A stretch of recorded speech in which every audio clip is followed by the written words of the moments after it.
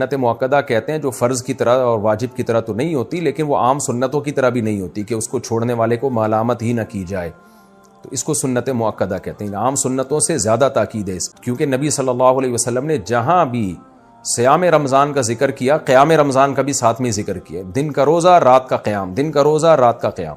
تو یہ قیام کیسے ہوگا؟ نبی صلی اللہ علیہ وسلم نے 3 دن یہ قیام کر کے بتایا کہ ایسے ہو۔ اس میں کتنی رکعتیں پڑھی یہ معلوم نہیں۔ پھر حضرت عمر رضی اللہ تعالیٰ عنہ کے عمل سے ہمیں پتہ چلا کہ بھئی وہ اس طرح سے 20 رکعتیں ہوں گی، کیونکہ پھر پوری دنیا میں حضرت عمر نے اسی کو رائج کیا اور چاروں اماموں کا اس پر اتفاق ہوا کہ 20 رکعت سے کم تراویح نہیں۔ تو اس سے پتہ چلا کہ یہ جو قیام رمضان ہے نا، یہی تراویح ہے اور کم سے کم یہ 20 رکعتیں ہیں۔ تو اس لیے، اور یہ سنت مؤکدہ ہیں کیونکہ ان کی بہت زیادہ تاکید ہے۔ تو سنت مؤکدہ کا حکم یہ ہے کہ مرد ہو یا عورت دونوں کے لیے ایک ہی حکم ہے، الگ الگ نہیں ہے۔ ہاں، مرد بہتر ہے کہ جماعت سے پڑھیں، جماعت سے سنت مؤکدہ نہیں ہے، خوب سمجھ لیں، انفرادی طور پر بھی پڑھ سکتے ہیں مرد ہو یا عورت ہو، لیکن جماعت سے پڑھنا افضل ہے، کیونکہ حضرت عمر نے جماعت قائم کی تھی، اور اس لیے تاکہ قرآن ختم ہو لوگوں کا۔ جن کو قرآن پڑھنا آتا ہے وہ جماعت کرائیں، جن کو نہیں آتا وہ قاری کے پیچھے سنیں۔ تو اب خواتین پہ تو مسجد کی جماعت فرض نماز بھی لازم نہیں ہے، تو تراویح کہاں سے لازم ہوگی؟ تو اس لیے خواتین بہتر ہے گھر میں تراویح پڑھیں۔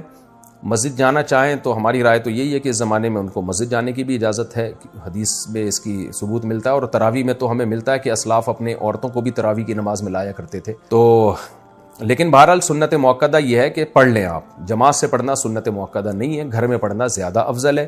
تو آپ گھر میں تراویح پڑھیں، 20 رکعت پڑھیں۔ اور سنت مؤکدہ کا حکم یہ ہے کہ کبھی کبھار چھوٹ جائے تو انشاءاللہ گناہ نہیں، کوئی حرج نہیں ہو، اس میں کوئی گناہ نہیں ملے گا، اور اگر کسی عذر سے چھوڑ دیں تو ویسے ہی کوئی حرج نہیں ہے، کیونکہ فرض واجب بہرحال نہیں ہے۔ تو بہت زیادہ تھکاوٹ ہو تو چھوڑی جا سکتی ہے، اور کبھی تھکاوٹ نہ بھی ہو تو کبھی ویسے ہی بھی چھوڑی جا سکتی ہے، لیکن کنٹینیو چھوڑنے کی عادت نہ بنائیں۔ لیکن ویسے ایک جنرل نالج کے لیے بتا دوں، جو پڑھتے ہیں پراپر پڑھتے ہیں، جو نہیں پڑھتے پھر وہ چھوڑتے ہی ہیں۔ یہ تراویح ایسی چیز نہیں ہے 2 دن پڑھ لی 1 دن چھوڑ دی، تو جو ایسے کرتا ہے وہ پھر چھوڑا ہی رکھتا ہے۔ تو جو پڑھتے ہیں وہ کنٹینیو پڑھتے ہیں۔ تو نبی صلی اللہ علیہ وسلم نے جب بہت زیادہ تراویح کی فضیلت بیان کی ہے، قیام رمضان کی فضیلت بیان کی ہے، جس کو بعد میں اسلاف نے نام تراویح کا دیا، تو آپ کو چاہیے کہ اس سے قطر ادر کہ یہ سنت مؤکدہ ہے یا غیر مؤکدہ، آپ یہ فضیلت حاصل کریں، کیونکہ شاعر نے کہا ہے تمتع من شمیم عرار نجد فما بعد العشیۃ من عراری، کہ ایک خوشبو ہوتی ہے جیسے رات کی رانی کی خوشبو، یہ رات کے بعد ختم ہو جائے گی۔ تو تراویح کی فضیلت بھی رمضان کے بعد ختم۔ اس بحث میں پڑھے بغیر کہ سنت مؤکدہ ہے یا غیر مؤکدہ ہے، واجب ہے یا نہیں، اس بحث میں پڑھے بغیر آپ کنٹینیو پڑھ لیں، کیونکہ ثواب بہت ہے اس کا، اور یہ عید کا چاند نظر آتے ہی آپ کے پاس یہ آپشن ختم ہو جائے گا۔ لیکن حکم یہی ہے کہ سنت مؤکدہ ہے۔ انڈیا سے کسی نے پوچھا میرا حمل بار بار ضائع ہو جاتا ہے، کسی نے بتایا کہ یہ شیطانی حرکت ہے، کیا یہ صحیح ہے؟ صحیح ہے تو اس سے نجات کیسے ملے گی؟ جس نے بتایا ہے اس نے شیطانی حرکت کی ہے۔ باقی حمل کا بار بار ضائع ہونا یہ تو خواتین میں نارمل ہے، کوئی بیماری ہو سکتی ہے، کوئی مسئلہ ہو سکتا ہے، تو اس کے لیے گائنی کی ڈاکٹرز ہیں، بڑی ایکسپرٹ ڈاکٹرز بھی ہیں، آپ ان سے رابطہ کریں۔ تو یا کوئی ماہر حکیم ہو، طبیبہ ہو، ماہر ہو، حکیموں میں 2 نمبر بہت ہوتے ہیں، تو اس لیے 1 نمبر حکیم کو تلاش کریں، کوئی ماہر ہو تو اس سے بھی علاج کیا جا سکتا ہے، کیونکہ پرانا مرض ہے یہ، تو انشاءاللہ آپ ٹھیک ہو جائیں گی۔ میں بھی دعا کرتا ہوں اللہ آپ کو اس بیماری سے نجات عطا فرمائے۔ نو شہر و فیروز پاکستان، اگر قرآن پاک یاد ہو اور ایام حیض میں زبانی پڑھا جائے تو کیا یہ صحیح ہے یا نہیں؟ نہیں، حیض میں قرآن نہیں پڑھ سکتے، اس پہ میں مدلل کے لیے ریکارڈ کروا چکا ہوں۔ سیف الدین ضیاء دہلی سے، میرے امتحان شروع ہونے والے ہیں جس کا ٹائم 12:30 ہے، تو میں ظہر کی نماز کس وقت ادا کروں گا؟ بھائی مجھے نہیں پتا آپ کے یہاں ظہر کے ٹائم شروع کب ہوتا ہے ختم کب ہوتا ہے، تو امتحان اگر 12:30 پہ شروع ہو رہا ہے اور ظہر کا وقت پہلے شروع ہو جاتا ہے تو پہلے پڑھ لیں ظہر کی نماز، اور اگر ظہر کا وقت 12:30 تک شروع نہیں ہوتا تو پھر امتحان ختم ہونے کے بعد اگر ظہر کا وقت قائم رہتا ہے تو پڑھ لیں، امتحان ختم ہونے کے بعد پڑھ لیں۔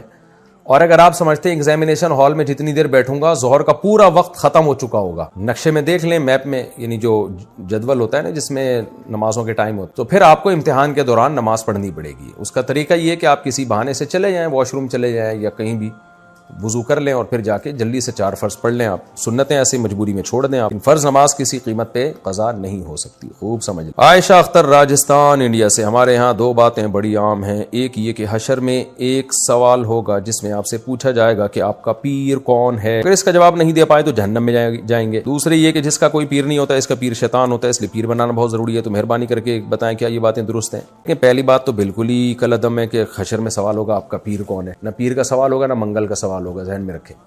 باقی یہ کہ جس کا پیر کوئی نہیں ہوتا اس کا پیر شیطان ہوتا ہے، یہ کسی حد تک درست بھی ہے، کسی حد تک غلط بھی ہے۔ درست اس سینس میں ہے کہ عام طور پر جب آپ کے پاس علم نہیں ہوتا اور آپ صاحب علم کو اپنا رہبر بھی نہیں بناتے تو آپ گمراہ ہو جاتے ہیں، پھر گمراہ لوگ آپ کو گمراہ کر دیتے ہیں، غلط قسم کے اسکالرز کے ہتھے چڑھ جاتے ہیں آپ۔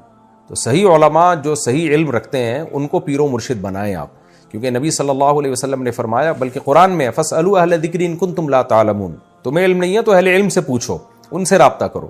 تو اس سینس میں علماء پیر و مرشد ہوتے ہیں۔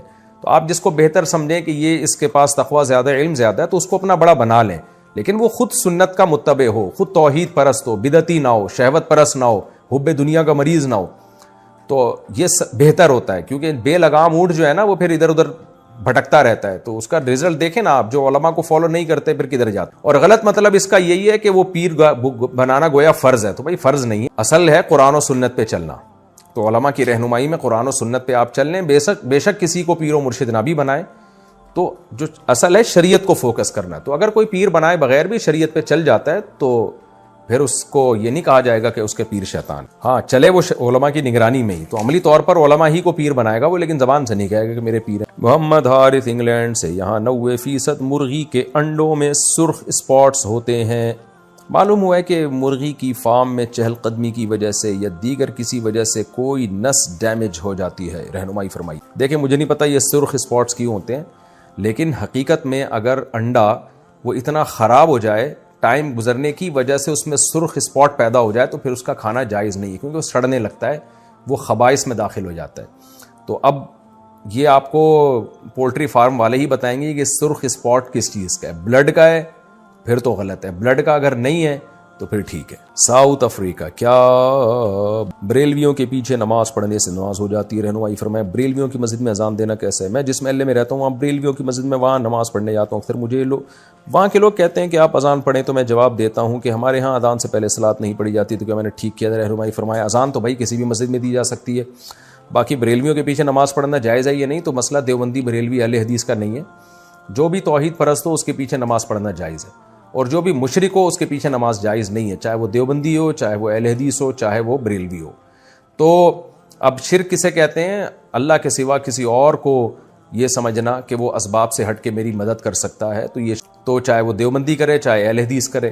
بعض دیوبندی بھی ایسا کرتے ہیں کہ وہ ایسے ان کے عقیدے خراب ہو گئے ہیں کہ وہ شرکی حد تک پہنچے ہوئے ہیں، ایسے پیر و مرشد جاہل ہیں، دیوبندیوں میں بھی کہتے ہیں اپنے آپ کو دیوبندی ہیں، لیکن ان کے یہ عقیدے ہیں کہ نبی صلی اللہ علیہ وسلم جو ہے، ہم جہاں سے آپ کو پکاریں آپ ہماری جواب کا جواب دیتے ہیں اور ہماری پکار پہ لبیک کہتے ہیں، اس طرح کے ان کے بھی عقیدے ہیں۔ بریلویوں میں بھی ایسے لوگ ہیں اور شاید اہل حدیث میں بھی ہوں ایسے، لیکن میرا خیال ہے اہل حدیث میں ذرا مشکل ہی ہے اس طرح کے لوگ ہوں، لیکن جاہل پیر جہاں بھی ہوں گے تو کیونکہ اہل حدیثوں میں تصوف نہیں ہے تو ان میں یہ چیزیں ذرا کم ہیں، لیکن دیوبندیوں میں بھی کم ہیں، لیکن یہ نہیں ہے کہ نہیں ہے۔ بعض دیوبندی ہم نے پیروں میں دیکھے ہیں جاہل قسم کے، تو وہ اصل میں دیوبندی ہیں ہی نہیں، لیکن لیبل ان کے ساتھ دیوبندیوں کا لگا ہوا ہے۔ اور بریلویوں میں بھی جو مستند ان کے علماء ہیں وہ اس شرک کی نفی کرتے ہیں، لیکن جو بہت ہی ایکسٹریم لیول پہ گئے ہوئے ہیں وہ یا رسول اللہ مدد اور نبی صلی اللہ علیہ وسلم کو ہر جگہ حاضر ناظر سمجھتے ہیں جسم کے ساتھ، تو یہ شرک ہے۔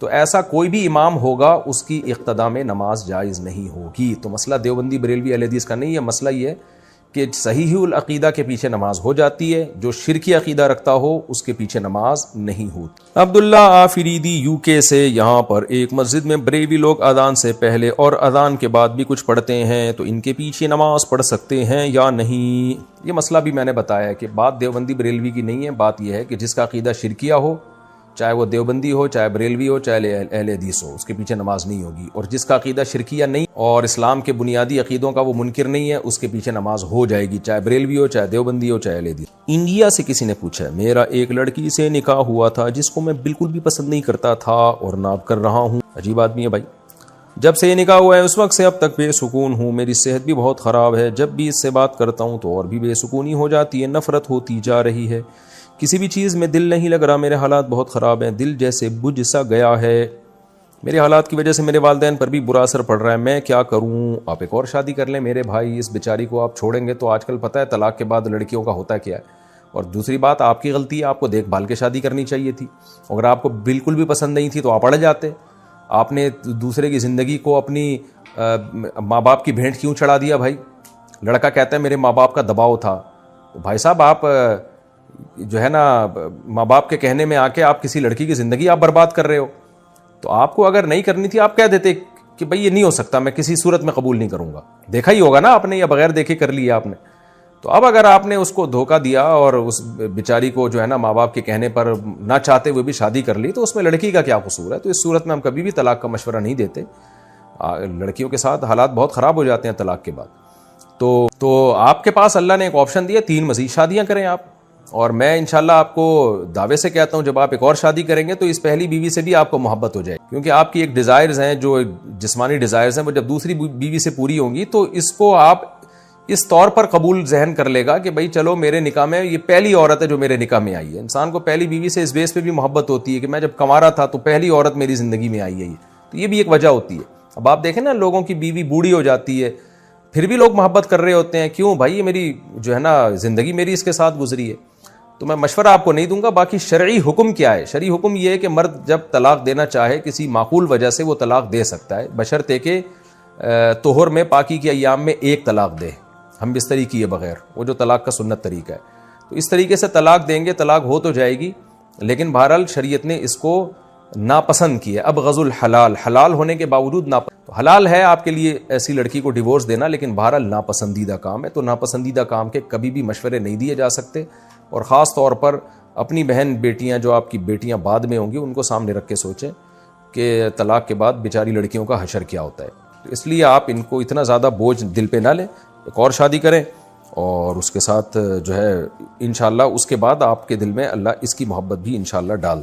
انڈیا سے کسی نے پوچھا ہے رمضان میں نفلی عبادت کرنا افضل ہے؟ نفلی عبادت کہاں کرنا افضل ہے؟ گھر میں کرنی چاہیے؟ تمام تر نفلی عبادتیں گھر میں کرنا ہی افضل ہیں. ہاں مسجد میں بھی کی جا سکتی ہیں, بعض دفعہ گھر میں دل نہیں لگ رہا ہوتا تو مسجد میں کر لیں, لیکن افضل یہی ہے کہ نبی صلی اللہ علیہ وسلم سے جو ثابت ہے گھر میں. البتہ اشراق کی جو نماز ہے نا, اس میں جو حدیث میں آتا ہے کہ فجر پڑھ کے وہیں بیٹھے رہیں, تسبیح کریں, اور سورج جب طلوع ہو جائے اچھی طرح سے تو پھر 2 رکعت پڑھ لیں, تو وہ مسجد میں ہی ہے. اس کے علاوہ جو ہے گھر میں پڑھنا زیادہ, لیکن نہ کرنے سے بہتر ہے کہ کہیں بھی کر لیں, بھلے گھر میں نہیں تو مسجد میں ہی کر لیں, اس چکر میں چھوڑیں نہیں. انڈیا سے سعودی عرب سے کسی نے پوچھا ہے خواتین کے لیے تبلیغی جماعت میں جانے کے بارے میں کیا حکم ہے, رہنمائی فرمائیں. ایک ہی راستہ خواتین کے لیے ڈھنگ کا رہ گیا, جہاں وہ پردہ سیکھتی ہیں, جہاں وہ حیا سیکھتی ہیں, اس کے بارے میں بھی حکم پوچھ رہے ہیں. میں تو کہہ رہا ہوں یہ حکم میں اپنی بیویوں کو لے جایا کرو تبلیغ میں, میرے بھائی بہت فائدہ ہوگا. جن لوگوں نے اپنی عورتوں کو تبلیغ میں لے کر گئے ان کے گھروں میں معمولات زندہ ہو گئے ہیں, تسبیحات تلاوت کی پابندی ہو گئی ہے, تو لے جایا کریں. انڈیا سے کسی نے پوچھا ہے کسی نے بینک میں 1 لاکھ روپے جمع کیے اور ان پیسوں پر بینک نے اس شخص کو بیاض یعنی سود دیا. ان بیاض کے پیسوں کا وہ شخص کیا کرے گا, اس کی وضاحت کریں. غلط کام کیا اس نے, بینک میں کیوں سودی بینک میں رکھے؟ بہرحال اب رکھ لیا تو جو سود ملا ہے اس کو لے لے اور ثواب کی نیت کے بغیر صدقہ کر دے. عرفان صاحب ہندوستان سے پوچھتے ہیں ہم 6 بہن بھائی ہیں اور 2 بھائی اور 4 بہنیں. الحمدللہ میری ماں اور باپ ٹھیک ہیں اور میرے ساتھ رہ رہے ہیں. میرے والد کے پاس 3 جائیدادیں تھیں جن میں انہوں نے میری بہنوں کی شادیوں کے لیے 2 جائیدادیں بیچی تھیں, اور ان کی شادی میں انہوں نے انہیں سونا اور پیسہ اور دیگر گھریلو ضروریات جیسی قیمتی چیزیں دے دی تھیں, اور میرے والد نے انہیں بتایا تھا کہ میں نے آپ کی خاطر کروڑوں کی 2 جائیدادیں بیچی ہیں, آپ کو پیسے اور سونا دیا ہے اور آپ کی شادیاں اچھے طریقے سے کی. باقی جائیداد ان 2 بیٹوں کی ہوگی جو میں اور میرا بھائی ہیں, اور وہ بھی اس وقت اس پر راضی ہو گئے تھے. اب اتنے سال گزر چکے کہ میری بہنیں اس پراپرٹی میں حصہ مانگ رہی ہیں جو میری اور میرے بڑے بھائی کی ہے. میرے والد اور والدہ اب بھی ایک ہی فیصلے پر ہیں کہ باقی ماندہ جائیداد مجھے اور میرے بھائی کو تقسیم کر دیں. الحمدللہ ہماری بہنوں کی اچھی جائیدادیں ہیں, لیکن پھر بھی وہ اس جائیداد میں حصہ کا مطالبہ کر رہی ہیں جو میرے والد نے میرے اور میرے بھائی کے لیے رکھی ہے. جو رقم اور سونا میرے والد میری بہنوں کو ان کی شادی میں میرے والد نے دیا تھا وہ اس حصے کے مقابلے میں بہت زیادہ قیمتی ہے, وہ جو جائیدادیں مانگ رہی ہیں. میں صرف یہ واضح کرنا چاہتا ہوں کہ کیا میں یہ جائیداد اپنے والد اور والدہ سے لے سکتا ہوں؟ کیا اسلام میں اس جائیداد کو قبول کرنا قانونی ہوگا؟ براہ کرم مجھے مشورہ دیں. دیکھو ابھی آپ کے والد صاحب زندہ ہیں تو اس میں نہ بہنوں کا حق ہے نہ آپ کا حق ہے, لیکن آپ کے ابا نے جب کروڑوں کی جائیدادیں یا کروڑوں روپے بیٹیوں کو دے دیے تو اب ابا کو چاہیے کہ اتنا ہی پیسے بیٹوں کو بھی دیں.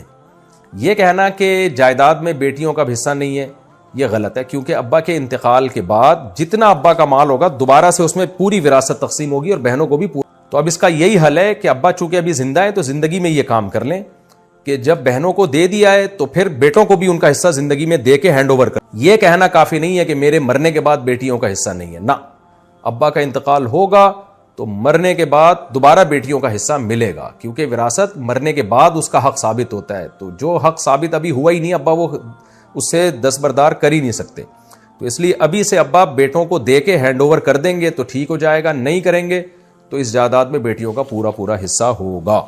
وحید احمد ضلع مستونگ بلوچستان سے، مفتی صاحب میرا سوال یہ ہے کہ کیا خرگوش حلال ہے یا نہیں؟ اکثر لوگ کہتے ہیں کہ حرام ہے، غلط کہتے ہیں بھائی، خرگوش حلال ہے، اس کی حلت حدیث۔ خرگوش اصل میں شاید حرام اس لیے کہتے ہیں، خر کہتے ہیں گدھے کو عربی میں، اور گوش کان کو کہتے ہیں، تو گدھے جیسے اس کے کان ہوتے ہیں نا، تو شاید اس وجہ سے لوگ سمجھتے ہیں کہ یہ گدھے کے حکم میں ہے، تو لوگوں کو بتا دیا جائے کہ یہ گدھے جیسا کان ہے، خالی ہے، خود گدھا نہیں ہے، تو کان نہ کھائیں آپ، باقی باڈی کھا لیں۔ باقی خرگوش حلال ہے، صحیح حدیث سے یہ بات ثابت ہے اور اجماع امت سے ثابت ہے۔ پاکستان سے کسی نے پوچھا ہے فرض نماز میں پڑھے جانے والے نفل کھڑے ہو کر پڑھنے چاہیے یا بیٹھ کر؟ کھڑے ہو کر پڑھنے چاہیے نوافل، فرض نماز کے بعد یا کبھی بھی جب نفل پڑھتے ہیں تو کھڑے ہو کر پڑھنے میں ڈبل ثواب ہے، بیٹھ کے پڑھنے میں آدھا۔ عرفان صاحب ہندوستان سے پوچھتے ہیں ہم 6 بھائی بہن ہیں، 2 بھائی اور 4 بہن۔ اچھا یہ تو ہو گیا مسئلہ۔ شہباز احمد بہار انڈیا سے، کیا بنا توبہ کے قضا نماز ہو جائے گی؟ کافی بار میں جان بوجھ کر نماز چھوڑ دیتا ہوں، پھر جب وقت ملتا ہے تو اس کی قضا پڑھ لیتا ہوں، جبکہ میں توبہ نہیں کرتا اور دل میں نیت بھی نہیں ہوتی کہ آئندہ نہیں چھوڑوں گا۔